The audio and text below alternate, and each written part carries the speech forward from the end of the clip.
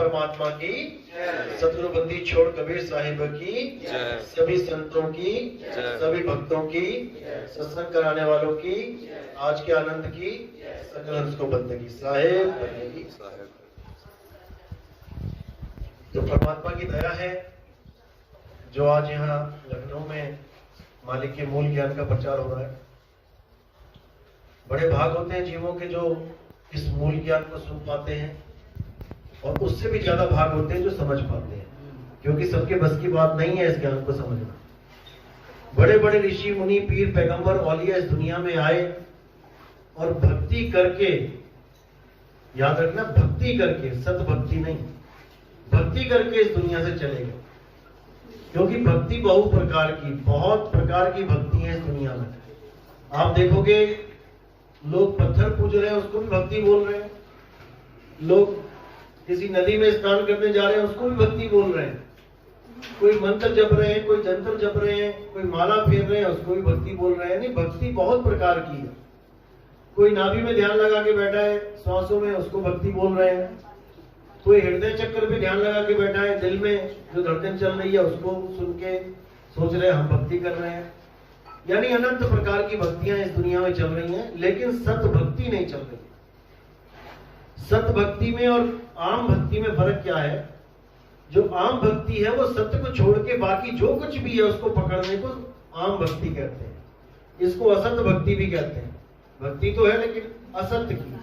असत्य यानी आत्मा को छोड़ के कोई भी चीज इस दुनिया में अगर आप उसको साध रहे हो तो वो असत भक्ति है। यानी आपने मंत्रों को साध लिया। अब मंत्र क्या है? इस शरीर के द्वारा, वायु के द्वारा उत्पन्न होने वाले चंद अक्षर, उन्हीं को मंत्र बना दिया। असत्य है, झूठ है, क्योंकि ये पैदा होते हैं और इनका नाश हो जाता है। अब कोई पत्थरों की पूजा कर रहा है तो पहले पत्थर नॉर्मल था, उसको एक शक्ल दे दी, किसी देवी देवता की फोटो बना दी, कबीर साहब की, नानक साहब की, किसी की भी फोटो बना के रख दी। अब उसको पूछ रहे हैं, वो भी असत्य हो गया। क्यों? पहले वो वैसा नहीं था, हमने बनाया, और कुछ सालों के बाद वो वैसा भी नहीं रहेगा जैसे हमने बनाया, वो भी टूट जाएगा। कई मंदिर मस्जिदों की भक्तियां कर रहे हैं, वो भी असत्य है, क्योंकि मंदिर मस्जिद हमने बनाए। क्योंकि सोचने वाली बात है, हम सब यही कहते हैं कि भगवान ने दुनिया बनाई, भगवान ने दुनिया बनाई। अगर भगवान ने दुनिया बनाई है तो फिर मंदिर क्यों नहीं बना पाया अपने लिए? मंदिर भी बना लेता। जब भगवान ने सारी दुनिया बनाई, पेड़ बनाए, पौधे बनाए, पहाड़ बना लिए, सब कुछ बनाया, लेकिन मंदिर नहीं बना पाया। वो मंदिर का ठेका हमें दे दिया कि तुम बनाओ हमारे मंदिर। दिक्कत यहाँ पे है, क्योंकि हमने खुद ही ठेका ले रखा है। किसी भगवान ने नहीं कहा आज तक कि मेरे मंदिर बनाओ, क्योंकि भगवान का मंदिर तो बना बनाया है, लेकिन हम उसको पहचान ही नहीं दे कि वो क्या है। तो भगवान का मंदिर क्या है? ये जो मानुष चोला है, यही उसका मंदिर है। यही है हर मंदिर। इसी मंदिर में भगवान रहता है। जो इस तीन लोक का भगवान है उसकी बात कर रहा हूं मैं, जिसने सृष्टि बनाई है, वो इसी में रहता है। लेकिन जिसने कुछ नहीं बनाया, जो इससे बनाने बिगड़ने से परे है, वो इसमें भी नहीं है, वो इससे भी परे है, क्योंकि उसको जरूरत ही नहीं है कुछ बनाने की। उसको क्या जरूरत है? जरूरत उसको पड़ती है जो रहना चाहता है इस सृष्टि में। ब्रह्म बनाता है सृष्टि, क्योंकि रहना चाहता है सृष्टि में। ब्रह्म ही सृष्टि बनाता है, और सृष्टि बना के कण कण में विद्यमान हो जाता है, रहना चाहता है सृष्टि में। पार ब्रह्म नहीं रहता इस सृष्टि में, भूल जाओ, क्योंकि पार ब्रह्म सृष्टियों से परे है। जब कण भी नहीं थे, जब कुछ भी नहीं था, तब भी पार ब्रह्म था, और है और सदा रहेगा। लेकिन ये ब्रह्म की गलती है जो ये सृष्टि बना के फिर जीव अवस्था को धारण करके उसी में भोग विलास करता है, उसी में सुख दुख प्राप्त करता है। तो इसलिए साईं ने बोला, अरे ब्रह्म बड़ा की जहां से आया, और वेद बड़ा की जिन निर्माया। ये ब्रह्म बड़ा है जिसको तुम ब्रह्म भगवान बना के बैठा दिया तुमने, या ये जहां से आया है वो जगह बड़ी है, वो स्थान बड़ा। तो इन बातों का कोई जवाब ही नहीं दे पाता था कबीर साहब, क्योंकि किसी को पार ब्रह्म का ज्ञान नहीं था। जितने भी संतों ने पार ब्रह्म की महिमा गाई है, कबीर साहब के बताने के बाद गाई है। बाबा नानक भी कह रहे हैं, ताती वाव न लागई पार ब्रह्म शरणाई। अब पार ब्रह्म का ज्ञान बाबा नानक को किसने दिया? कबीर साहब ने ही दिया, क्योंकि ग्रंथ साहब में लिखा है कि मैं ही पूरे संसार को ज्ञान देता हूं, मेरे बिना कोई ज्ञान नहीं दे सकता। लेकिन लोग समझते नहीं है इस बात। तो साहिब ने साफ बोल दिया कि ब्रह्म से ऊपर की जो अवस्था है, पार ब्रह्म अवस्था है, वही सत्य है। ब्रह्म तो खुद इस संसार को, जगत को बना के खुद जीव बन के उसमें भ्रमण कर रहा है, भटक रहा है, लेकिन हम लोग नहीं समझ पा रहे। हम लोग शिव महापुराण पढ़ते हैं, देखो शिव महापुराण में भी यही लिखा है कि शिव जी ही ब्रह्म है, और उनके मन में ये विचार आता है कि मैं एक से अनेक हो जाऊं। पढ़ो उसको, देखो कितना क्लियर लिखा है, मैं एक से अनेक हो जाऊं, और वो एक से अनेक हो जाते हैं। वो अनेक कौन है? वो हम सभी तो हैं। वो हम सब के रूप में अनेक होके बैठे हुए हैं, वो एक ही अनेक होके बैठा है, यानी ब्रह्म ही सृष्टि बना के जीव स्वरूप में बैठा हुआ है। अब कोई एक ब्रह्म नहीं है कि कोई एक ब्रह्म है, जितने जीव हैं उतने ही ब्रह्म हैं। यानी आप भक्ति करो, आप ब्रह्म अवस्था में पहुंच जाओ, मैं भक्ति करूंगा, मैं ब्रह्म हो जाऊंगा। इसीलिए सारे देवी देवताओं, जितने भी ऋषि मुनि थे, उन्होंने भक्ति करने के बाद क्या बोला? अहम ब्रह्मस्मि, मैं ही ब्रह्म हूं। एको हम ब्रह्म, मैं एक ब्रह्म हूं, मैं जीव नहीं रहा। अवस्था बदल गई, लेकिन लोग ब्रह्म को समझ नहीं पाते। तो कई गुरुओं ने क्या कर दिया? ब्रह्म को काल बना के पेश कर दिया कि काल भगवान आएगा, वही ब्रह्म है, शेरावाली माता का पति है वो। अरे भाई, तुम भी वही हो, तुम कोई अलग नहीं हो। अष्टांगी किसके पास नहीं है? अष्टांगी क्या है? 5 तत्व 3 गुण ही अष्टांगी है, सबके पास है, किसके पास नहीं है? सब लेके बैठे हैं माया को, लेकिन एक अलग से माया की कल्पना कर रहे हैं कि शेरा वाली माता कुछ अलग से बैठी हुई है। भाई इसी में बैठी है वो। माया महा ठगिनी हम जानी, कबीर साहब ने साफ बोल दिया। त्रिगुण फांस लिए कर डोले, बोले माधुर वाणी। 3 गुणों की फांस लेके वो घर घर डोल रही है। तो कौन है जो 3 गुणों से रहित है? सारे 3 गुणों में ही है, लेकिन समझ नहीं पाते। समझने के लिए हमें चाहिए विवेक की आंख। जैसे गीता में अर्जुन ने जब कृष्ण जी से बोला कि मुझे अपना रूप दिखाओ, तो कृष्ण जी ने साफ बोल दिया कि भाई मैं तो दिखाऊंगा, पर तू देख नहीं पाएगा इन आंखों से। उसके लिए तुझे दिव्य दृष्टि चाहिए। तो जब उसको दिव्य दृष्टि दी गई, तब उसको क्या दिखाई देने लग गया? दुनिया भर के आदमी एकदम सामने खड़े हो गए। विराट रूप में देखो, अनंत जांगे, अनंत भुजाएं, अनंत जंघा। तो वो कौन सा रूप था कृष्ण जी का? वो ब्रह्म स्वरूप है। यानी 2 ब्रह्म बताए मैंने, एक निराकार ब्रह्म है और एक निराकार से जो साकार ब्रह्म प्रकट होता है। वो ये सब देही हैं, जितने भी शरीर हैं इस दुनिया में, ये सब साकार ब्रह्म है। इसी को साहिब ने बोला देव निरंजन, यानी ब्रह्म देव निरंजन सकल शरीरा, तामे ब्रह्म ब्रह्म रहल कबीरा। जितने भी शरीर बैठे हुए हैं, ये सब ब्रह्म का ही स्वरूप है। और उसके अंदर जो आप बैठे हुए हो, वो कौन है? वो कबीरा, यानी कि जीव, जीव बन के बैठा हुआ है। कबीरा अज्ञानी जीव को बोलते हैं, कबीर जीवात्मा जो चेत जाती है उसको बोलते हैं, और कबीर साहब वो पार ब्रह्म परमात्मा को बोलते हैं। हम लोग कबीर तो हो सकते हैं देह धारण करते हुए भी, लेकिन कबीर साहिब नहीं हो सकते देह धारण करते हुए। देह त्याग देंगे जिस दिन, उस दिन हमें और साहिब में कोई फर्क नहीं है। तब बोला राम कबीरा एक भय है और कोई न सके पहचान। देह जब तक धारण करी हुई है आपने, जब तक आप साहिब की अवस्था को नहीं प्राप्त कर सकते। वैसे तो जान जाओगे कि क्या है साहिब, लेकिन आप साहिब का मुकाबला नहीं कर सकते। यानी कि वो अवस्था अलग है, वो पूर्ण विदेही अवस्था है, जब तुम्हारा देह से कनेक्शन ही नहीं रह जाता, शरीर छोड़ा और लीन हो गए। यानी जब तक गंगा नदी या जब तक कोई भी नदी समुद्र में लीन नहीं होगी, जब तक वो खतरे में ही रहती है कि कहीं भी बांध लग सकता है। और एक बार वो लीन हो गई, फिर उस पर कोई बांध नहीं लग सकता। यानी कि उसकी अवस्था ही बदल गई पूर्ण रूप से।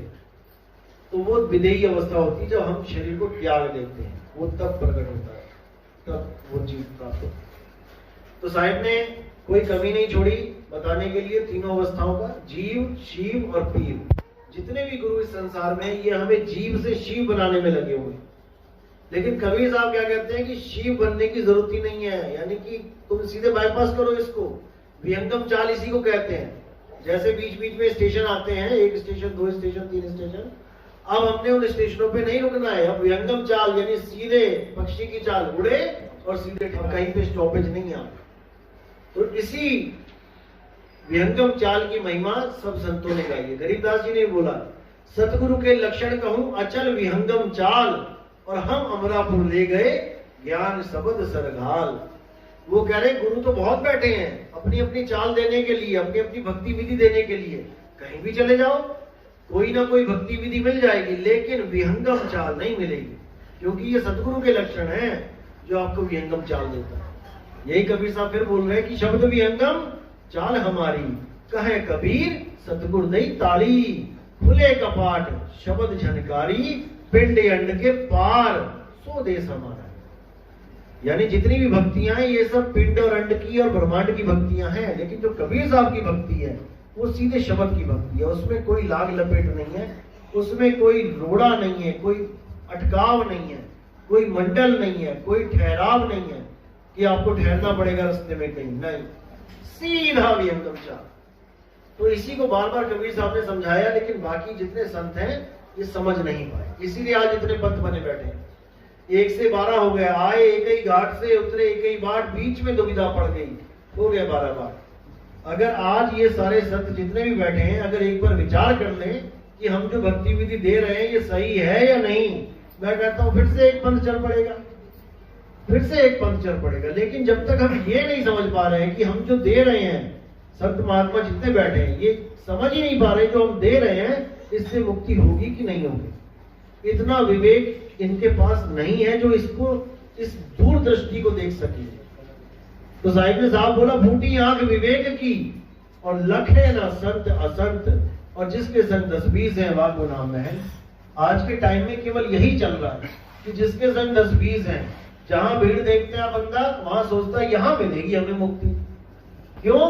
क्योंकि दूसरों पे आस लगा के बैठ जाता कि इतने लोग यहाँ पे जुड़े हैं, ये पागल है क्या, समझदारी होंगे, चलो मैं भी जुड़ जाता हूँ। यानी इतने बेवकूफों में एक और बेवकूफ जुड़ गया, उसमें क्या बड़ी बात है। समझदार मिलेंगे आपको बहुत कम, जहां पर केवल इक्का दुक्का बंदा बैठा होगा और सत्संग चल रहा होगा, वहां पर समझना कि कुछ मिल सकता है। क्यों? क्योंकि यहाँ भीड़ नहीं है। इसका मतलब यहाँ पे ऐसा दिव्य ज्ञान दिया जा रहा है कि किसी के समझ में ही नहीं आ रहा, तभी तो यहाँ पे खड़ा नहीं है, वरना यहाँ पे भी भीड़ लगी होती। तो कहने का मतलब ये है कि कबीर साहब साफ बोलते हैं कि भाई भीड़ के चक्कर में नहीं पड़ना, अपने विवेक को जगाओ और सत्य असत्य का निर्णय तुम खुद करो, किसी और के ऊपर नहीं छोड़ना आपने। मैं सत्संग में कुछ बोलता हूं, उस बात को तोलो कि बात सही है कि नहीं है, और कोई और भी अगर मेरे खिलाफ बोलता है तो उसकी बात को भी तोलो कि बात सही है कि नहीं है, और जो लगे कि हाँ सही है वहां पे जुड़ो, क्योंकि मुद्दा है सत्य। और सत्य दो नहीं होते, सत्य तो एक होगा, दो नहीं हो सकते, सत्य एक ही है। अब कई लोग कहते हैं कि नितिन दास ने ठेका ले लिया परमात्मा का, यानी यही सच्चा है बाकी झूठे हैं। भाई मैं तो नहीं कहता, मैं नहीं कहता कि मैं सच्चा हूं बाकी झूठे के, मैं तो ये कहता हूं सच ये है जो मैं बता रहा हूं वाणी के आधार पे। तुम वाणी तो नहीं काट सकते ना भाई, नितिन दास की बात को तुम काट दो, चलो ठीक है समझ में आता है, कबीर साहब की बात को काट दोगे क्या? कबीर साहब की वाणियों को काटने वाला ना तो कोई आया है ना कोई आएगा। इसीलिए साहिब ने ना अपनी बात करी ना किसी और की बात करी, उन्होंने वाणी की बात करी। वाणी से पहचानिए और साधु चोर की हाट, तो बीच में मीटर क्या लगा दिया? वाणी। अगर आपके गुरुजी वाणी के अनुसार ज्ञान दे रहे हैं फिर ठीक है, वो भाग्य ऐसे गुरु मिले, और अगर वाणी के द्वारा ही उनका ज्ञान कट रहा है तो भाई वहां जुड़ने का कोई फायदा नहीं, जन्म बर्बाद हो जाए। तो साहिब ने महिमा गाई है वाणी की। गुरु ग्रंथ साहब ने भी लिखा है वाणी गुरु, गुरु है वाणी, और बीच वाणी अमृत सारे। अमृत सारे यानी अमृतसर जो है वो वाणी में ही मिलेगा तुम्हें, और लोगों ने अमृतसर बना लिया। पंजाब में डिस्ट्रिक्ट अमृतसर, वाणी में अमृतसर बताया गया है कि वाणी को अगर आप समझ जाओगे तो अमृत तक पहुंच जाओगे, क्योंकि वाणी में उसके भेद हैं कि अमृत है कहां। वाणी में क्या भेद है? 9 द्वार नहोदर फीके, रस अमृत 10वें चुईजे। ये एड्रेस दे रखा है वाणी में, लेकिन इस एड्रेस तक कोई पहुंचता नहीं है। क्यों? बीच में दुविधा पड़ गई। दुविधा क्या है? ये 52 अक्षरी दुविधा है। अब पहुंचना था सीधे अमृत तक, लेकिन पहुंच गए 52 अक्षर तक। अब गुरबाणी में साफ लिखा है कि भाई वहां पहुंचना, अमृत पीना। अब ये अमृत पीने की जगह वाहेगुरु वाहेगुरु वाहेगुरु मंत्र में जब पढ़ गए। हिंदू जितने हैं वो राम राम राम राम मंत्र में पढ़ गए। ऐसा नहीं है कि सिखों के पास अमृत है और हिंदुओं के पास नहीं है, मुसलमानों के पास नहीं है, सबके पास है। सब घट मेरा साइया और सुनी सेज ना कोई, बलिहारी व घट की जिस घट प्रगट हो। सबके पास है। आप कोई भी घर हो आपका, पूरे लखनऊ में मान लो, कहीं भी आप खड़े हो जाओ,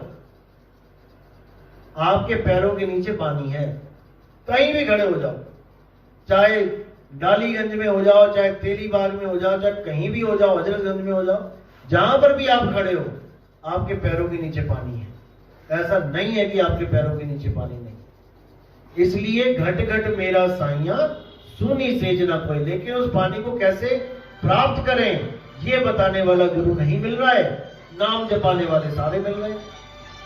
अब ये किसी को समझ में नहीं आ रहा कि पानी कैसे मिलेगा, मंत्रों में उलझा दिया। बेटा तुम पानी पानी जपो, तुम अंग्रेज हो तुम वाटर वाटर जपो, तुम बंगाल के हो तुम जौल जौल जपो। यानी अपने अपनी क्षेत्रीय भाषाओं के हिसाब से गुरु ने नाम पकड़ा दिया। तुम्हें हिंदी के नाम पकड़ाए हैं, क्यों? क्योंकि तुम हिंदुस्तानी हो, हिंदी पढ़ते हो। अब तुम अरबी में होते, अरब देश के होते, तो तुम्हें ओम कलियम जपवाते क्या?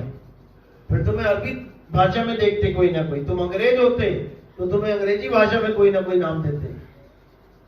तो सारा खेल है 52 अक्षरों का। 52 अक्षरों को समझ जाओ, 52 अक्षरों को त्यागो और 52 अक्षरों से निकल जाओ, तब आप अपने सत्य स्वरूप को जान पाओगे। और सत्य स्वरूप क्या है? वो हमारा आत्म स्वरूप है, जो ना कभी पैदा होता है ना कभी उसका नाश होगा।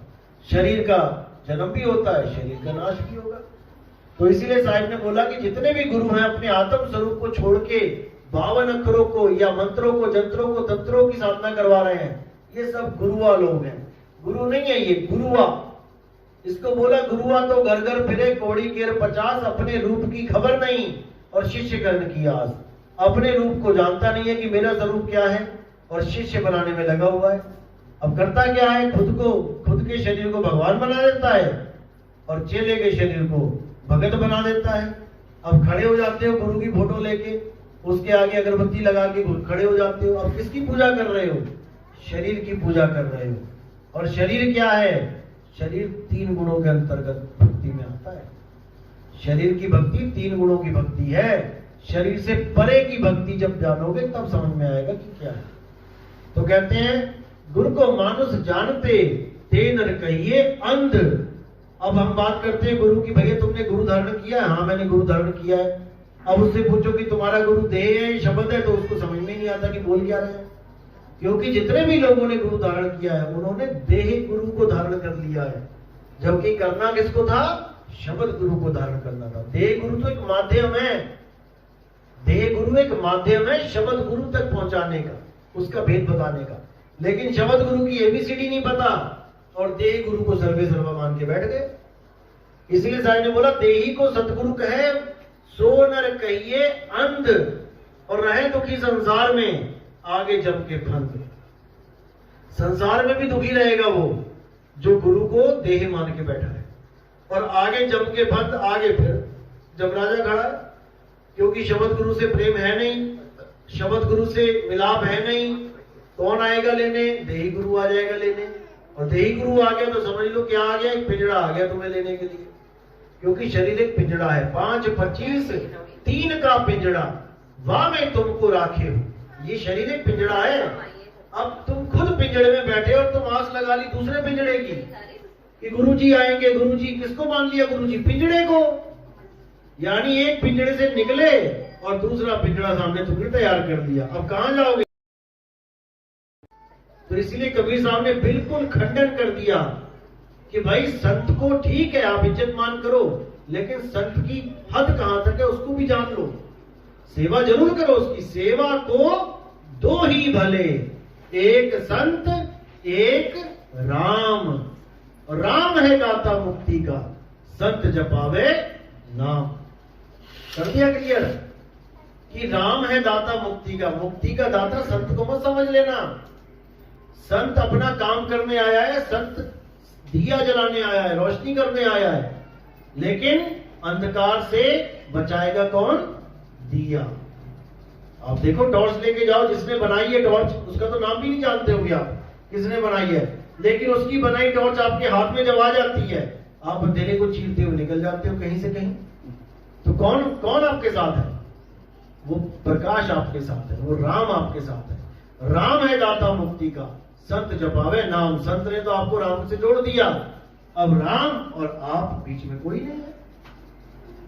तो इसी को समझना है। जब मुझे गुरु ने नाम दे दिया और वो गुरु कह रहा है बेटा इस नाम को जाप कर या इस नाम को भक्ति कर, परमात्मा प्रकट हो जाएंगे, तो जब परमात्मा प्रकट हो गए फिर गुरु का रोल ही क्या रहा बीच में? अब किससे मिलाने जाएगा वो, जब चीज ही मुझे मिल गई।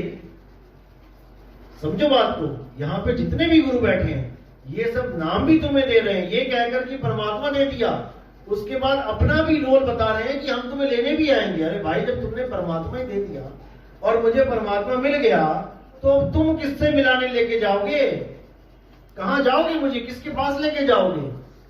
ये सब भरम जाल है, केवल आपको अपंग बनाने की साजिश है कि मुझे छोड़ के ना चले जाए मेरे चेले, यानी समर्थ ना हो जाए।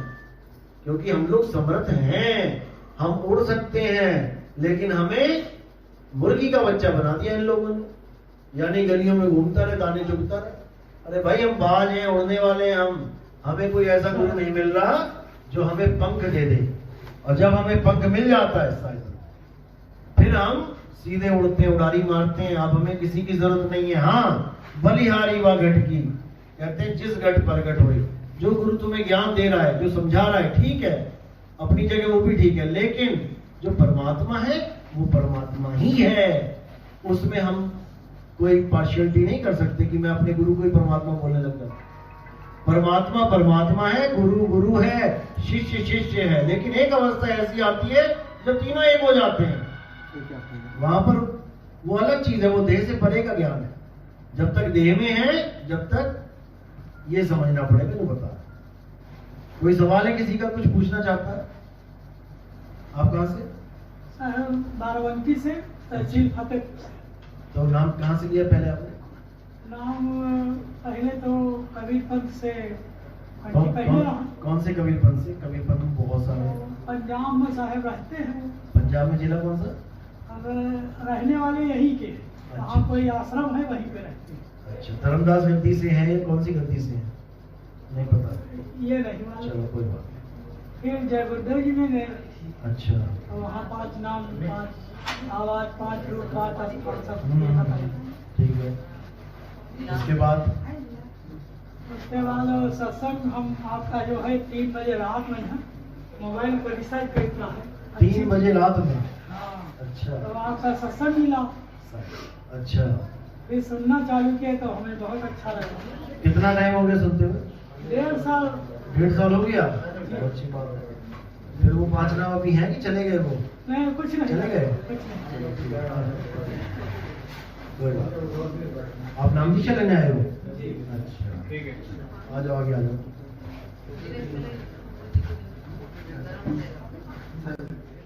खेती बाड़ी कर रहे हो? अभी क्या हुआ? नंथा है, इस समय लगा। गेहूं नहीं लगाया? गेहूं नहीं। अच्छा, आलू था, सरसों। साहब जैसे कहते थे कि किसी के यहाँ खाना नहीं खाना रिश्तेदारी में, या कहीं आना जाना नहीं, या किसी के 6वीं 12वीं या मुंडन किसी के रिश्तेदारी में नहीं खाना। उनको कोई एक अलग देश बना लो अपना, तो वही तो इसमें तुम्हारे नियम चलेंगे। सारे हमारे घर के मोहल्ले के रिश्तेदार सब हमसे खिलाफ हो गए, विरोध हो गए। कबीर साहब ने कभी नहीं कहा ऐसा कि तुम विरोध करो किसी का। कबीर साहब कहते हैं कबीर तेरी झोपड़ी कलकटियन के पास, करेंगे जो भरेंगे, तुम क्यों भया उदास? अरे कोई कुछ कर रहा है, तुम क्यों उदास हो भाई? तुम अपनी जगह सही रहो। अगर कोई राखी बांधने आ रही है बहन आपकी, तो कोई गला काटने थोड़ी नहीं आ रही है आपका, अपना प्रेम दिखा रही है। वो कह रहे हैं कि राखी भी मत मानो, कि वो त्योहार भी ना मनाओ, बच्चों को भी ना मनाने दो। भाई पर ठीक है, फिर उस गाड़ी में भी मत चढ़ो जो कृष्ण जी का भगत चला रहा है गाड़ी। उस ट्रेन में भी मत चढ़ो जो कृष्ण जी का भगत कोई गाड़ी चला रहा है, ट्रेन चला रहा है। किसी ने मांस काट के आया है, कुछ गाड़ी चला रहा हो, हाँ, उसमें भी ना बैठे। वही ना, मैं वही कह रहा हूँ। अब तुम जाते हो, टिक्की खाते हो, चाट पकौड़ी खाते हो, पानी बतासे खाते हो, तो पहले पूछो उसको, भैया तुम क्या मीट खाते हो या बीड़ी पीते हो? अगर वो मीट खाता बीड़ी पीता तो मत खाओ वहां से। सब्जी लेने वाला जब आता है तब तो नहीं पूछते तुम उससे कि भैया क्या खा के आए हो, सुबह अंडा ऑमलेट तो नहीं खाया। उसके हाथों से तुम सब्जी भी ले लेते हो, उसके हाथों से तुम सब कुछ ले लेते हो। वहां तुम्हारी भक्ति कहाँ चली जाती है? और तुम लोग कहते हैं कि लोगों के घर में नहीं खाना है, जहां पर रिश्तेदारी में जाके नहीं खाना है। क्यों भाई? ऐसा कुछ नहीं होता है, रोज बर्तन साफ होते हैं, ठीक है ना? बहन को कुछ दान नहीं देना है, कोई रिश्तेदार को पैसा हाँ, नहीं तुम्हें दे दे दान, तुम्हें दे दे सारा दान, बहन को नहीं देना है। बहन राखी बांधने आती है, उसको पैसा मत दो, ये सब क्या है? लोगों से दान ले लेके ही पहुंचे हैं वो ये सब गलत। वो दान का ही फल मिला है उनको। महीने से पीछा छोड़ दे, कोई काम। देखो जी, ऐसा बिल्कुल नहीं होता। कोई आ रही है बहन आपकी राखी बांधने के लिए, अगर वो कबीरपंथी नहीं है तो आप उसको क्या समझाओगे? आप तो समझ रहे हो कि इसमें कुछ नहीं रखा, लेकिन अगली का दिल थोड़ी नहीं तोड़ना है। वो एक प्रेम, तो हाथ आगे कर दिया, ले भाई बांध ले, उसके बाद बांध के चलेगी तो उसको उठा के अपना साइड में रख त्योहार दिया। एक प्रेम का प्रतीक है। हाँ, प्रेम, भाई बहन या कोई भी त्योहार, बिल्कुल वही मैं कह रहा हूँ। देखो, आपस में प्रेम बना रहे। कई जगह ऐसा होता है, कोई सास ससुर ने बोल दिया बहू को कि आज पूजा करनी है शंकर जी की। अब भाई सारे थोड़ी नहीं कबीरपंथी हैं, किसी ने अगर कबीर पंथ में नाम ले लिया तो इसका मतलब थोड़ी पूरे खानदान को ले आए वो तुम्हारे पास। सबकी अपनी अपनी बुद्धि है। घर में एक डॉक्टर बन गया तो ये थोड़ी सबको डॉक्टर बना देगा वो। सबकी अपनी अपनी बुद्धि है। जो शंकर जी को मानता है वो शंकर जी को ही मानेगा, तुम लाख जोड़ लगा लो। अब वो क्या कह रहा है कि बहू को कि बेटा आज पूजा करनी है, हम तुझे साल भर नहीं बोलते ना, लेकिन आज शिवरात्रि, आज पूरा परिवार करेगा, सुख की कामना करेगा। तो वहां पर वो बैठ सकती है, वो बैठे और अपनी आंखें बंद करे, अपने मालिक को याद करे, गुरु को याद करे, नमस्कार करके माथा टेक दे। अब ससुर को सास को लगेगा कि हाँ भाई इसने तो हमारे शंकर जी को माथा टेक दिया, वो भी खुश। शंकर जी भी सोच रहे बड़ी चालाक है ये, माथा तो किसी और को टेका और हमें हमारे भक्तों को बेवकूफ बना दिया इसने। और परमात्मा भी खुश कि देखो मेरे बच्चे ने काम निकाल दिया ना अपना, बंदगी मेरी करी लेकिन किसी का दिल भी नहीं दुखाया। तो हमने काल की नगरी में से ऐसे निकलना है, बीच का रास्ता निकालना है, झगड़े नहीं करने, लठ नहीं बजाने। माँ बाप के भी पैर नहीं छूना, किसी और माँ बाप के पैर नहीं छूना, तो वही मैं कह रहा हूँ कि माँ बाप के पैर नहीं छूना, तुम्हारे पैर छूले आके सारे। बहुत चीजें। माँ बाप ही पहला गुरु है। कबीर साहब की वाणी देखो, प्रथम गुरु है माता पिता रज बीरज के जो है दाता, दूसरे गुरु है मनसा दाई गर्भवास से बंद छुड़ाई। तुम तो गर्भवास से भी नहीं बंद छुड़ा सकते। तुमको कह देना कि प्रेग्नेंट लेडी है इसकी डिलीवरी कर दोगे क्या तुम? उसके लिए बाई वो दाई बनी हुई है, वो निकालती है तुम्हें, तो फिर उसके पैर क्यों नहीं छू सकते भाई? अगर दाई गड़बड़ कर दे ना तो लटक जाए बीच में ही, माँ भी मर जाए और बच्चा भी मर जाए, लेकिन वो अपना पूरा फर्ज निभाती है। कहने का मतलब ये है कि कबीर साहब ने वाणी में जहां जहां गुरु बोला है आप उसको माथा टेक सकते हैं, ऐसा नहीं है। और माथा टेकने से ऐसा नहीं है कि कोई पेन ड्राइव है कि यहाँ का डाटा वहां चला गया, वहां का डाटा यहाँ आ गया। इन लोगों ने ऐसा ड्रामा फैला रखा है कि पैर छूने से तुम्हारे जितने कर्म है उधर ट्रांसफर हो जाते हैं, उधर के इधर आ जाते हैं। मैंने कहा कमाल कर दी, पेन ड्राइव बना दिया सिस्टम इन्होंने कि हाथ में हाथ लगाया और पेन ड्राइव से ट्रांसफर हो गया। सब चला जाएगा तुम्हारी भक्ति। बताओ, कमाल कर दी। ऐसा कुछ नहीं होता। जिसका काम ही मसाज का है, जो मसाज करता है वो पैरों में भी मसाज करेगा, वो पैरों को भी झसेगा, तो फिर वो तो बेचारा अपना सब ट्रांसफर ही करता रहे, वो सारा खाली हो जाएगा वो तो 2 दिन में। ये सब फालतू की बातें हैं, ये सब बकवासबाजी है। किसी का कोई डाटा नहीं ट्रांसफर होता, सब अपने कर्मों का खेल है। आपने जो किया है वो आपके पास ही रहेगा, आपको भोगना पड़ेगा। लेकिन परमात्मा दया करते हैं कि आपकी जो शूल की सजा है वो सुई में काट देते हैं, ज्ञान आधार से। दे धरे का दंड है सब काहू को होए, और ज्ञानी भोगे ज्ञान से, अज्ञानी भोगे रोए। अज्ञानी रोता है, किसी को टाइफाइड हो गया, अब आधे बंदे रो रो के कहेंगे भगवान नहीं मिला था इन्फेक्शन देने के लिए, किसी और को दे देते। अरे भैया काम तूने किए हैं, कर्म तेरे हैं, किसी और को क्यों भुगताएं? किसी की 8 दिन पहले हमारी बहन जा रही थी शंकर जी को जल चढ़ाने के लिए। हाँ। और उसका एक्सीडेंट हो गया, अभी ट्रामा में भर्ती है। हाँ। और उसके पैर में मांस में सड़न हो गया, इन्फेक्शन फैलता जा रहा है पूरा। तो शंकर जी का कसूर थोड़ी नहीं है इसमें। हम उनको समझा रहे हैं लेकिन वो बात नहीं समझ रहे। अपने ही कसूर है, अपने ही कर्म है, अपने कर्म हमको ही लगते हैं। अपने कर्म तुम्हें लगेगा। क्या इस जन्म के या पिछले जन्म के? भाई तुमने अगर आज गेहूं बो दिया अपने खेत में, तो तुम्हें अपने खेत में गेहूं ही तो मिलेगा, आम कहाँ से मिलेगा? फिर भी रास्ता बताया जाता है ये नहीं, ये तो फिर भी नहीं मानते। देखो वो मानते नहीं मानते वाली बात अलग है, मानना ना मानना अलग है। जब तक परमात्मा की दया नहीं होगी ना जीव पे, भूल जाओ। हमारे सत्संग क्या नहीं सुनते, बड़े बड़े गुरु सुनते हैं, सबकी भाषा बदल रही है। जो लोग मंत्र करते थे आज तक, वो कह रहे हैं कि नहीं नाम है, नियक्षर नाम है, निज नाम है, बोलना पड़ेगा। उनको पता है ये जो ज्ञान खुल गया, अब इस ज्ञान के आगे हम टिक ही नहीं पाएंगे, तो भले अंदर से माल बोना दे, कम से कम बाहर का कवर तो बदल दें। तो कवर बदल रहे हैं सारे, लेकिन जब तुम अंदर जाके टोओगे तो क्या मिलेगा? वही मिलेगा, ओम सोहम ये निरंकार, यही मिलेगा। तो कितना ही कर ले, लेकिन जनता जागरूक है भाई, जनता समझदार है। अब हर बंदा समझेगा, क्योंकि अब समय आ गया है। कबीर साहब ने इस समय का पूरा महिमा गाई है हर ग्रंथ में, अन्य अन्य संतों ने भी गाई है। अभी खोलेंगे सारा ज्ञान तो समझ में आएगा कि इसकी कितनी बड़ी महिमा है इस समय की, जो आज इस समय चल रहा है। इसी के लिए बोला कि 12 पंथ काल फुरमाना, भूले जीव न जाए ठिकाना। साफ बोल दिया उन्होंने कि 12 पंथ काल के ही हैं। 12 पंथ जितने भी हैं, ये 12 पंथ का मतलब 12 प्रकार की भक्तियां, यही 12 लाख बन के बैठ गए हैं। आज गली गली में गुरु बन के बैठे हैं। लेकिन साहब ने कहा 13वें पंथ हम ही चले आए, बस सब पंथ मेट के एक पंथ चलाए। कैसे आएंगे वो? किस रूप में आएंगे वो ज्ञान रूप में आते हैं। उन्होंने अनुराग सागर में कोई कमी नहीं छोड़ी बताने के लिए। देखो ज्ञानी जी यहाँ गए, ज्ञानी जी वहां गए, ज्ञानी जी वहां, ज्ञानी जी क्या क्या देने गए? ज्ञान देने गए। तो ज्ञान रूप में जब ये ज्ञान ट्रांसफर हो रहा है ना आप तक, यही ज्ञानी जी का खेल चल रहा है। लेकिन कोई समझ नहीं पा रहा। लोग सोच रहे हैं अभी कोई कबीर साहब आएंगे टोपी पहन के सफेद वाली, बड़ा सारा शरीर, हाँ यही समझ रहे हैं लोग। इनको ये नहीं पता भाई, सूरज जब उगता है तो आता नहीं है धरती पे, सूरज दूर से ही काम कर जाता है अपना। वो स्थिर एक जगह, हाँ प्रकाश सब जगह। बस वो तो अडोल है, लेकिन वो अडोल होता हुआ भी पूरे संसार में ज्ञान प्रचार करते हैं। 10 घड़ों पे प्रकाश। बस इसी को समझना है। कबीर साहब का कोई स्वरूप नहीं है कि वो अपने स्वरूप में आएंगे, अपनी शक्ल लेके आएंगे। वो तो आके जा चुके, आके बता दिया उन्होंने जो बोलना था। अब वो खोलने आए हैं ज्ञान रूप में। एक होता है बोलना, वाणी बोली, एक होता है उसको खोलना। यानी शुरू में तो पहली पूछ के चले गए, उसके बाद उसका जवाब दे रहे हैं। जैसे अखबारों में देखते हो ना, बूझो तो जाने। अब आज की डेट में आती है अखबार में पहली, आज इतवार को मान के चलो, और इसके उत्तर कब आएंगे? अगले संडे को अखबार में ही आएंगे। देखा होगा आपने, आज संडे को आएंगी पहेलियां। उसमें बहुत कुछ होता है पहेलियों में। वो खरगोश को पहुंचाना होता है वहां तक, गाजर तक, वो भी आता है। और भी कई पहेलियां होती हैं, तो उसका उत्तर कब आता है? अगले हफ्ते इतवार को। ऐसे ही कबीर साहब जब आए थे तो बाणियां बोल के चले गए। बाकी संत आए, बाणियां बोल के चले गए, लेकिन कबीर साहब ने कभी भी अपनी एक भी वाणी का शब्दार्थ नहीं किया। और सारे संतों को बोल दिया कि शब्दार्थ नहीं करना है किसी का, किसी वाणी को खोलना नहीं है, क्योंकि खुलने का समय कुछ और निर्धारित किया गया था। वो क्या समय था? बिल्कुल क्लियर बोला हुआ है, पवित्र ज्ञान तुम जग में भाखो, मूल ज्ञान गुप्त कर राखो। कर दिया ना बिल्कुल क्लोज कि भाखो, लेकिन खोलना मत कीजिए। क्या है? जितने भी काल के दूत आएंगे सब अपनी अपनी बुद्धि लगाएंगे।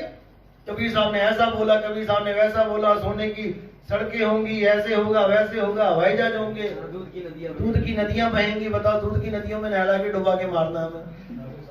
कुछ नहीं।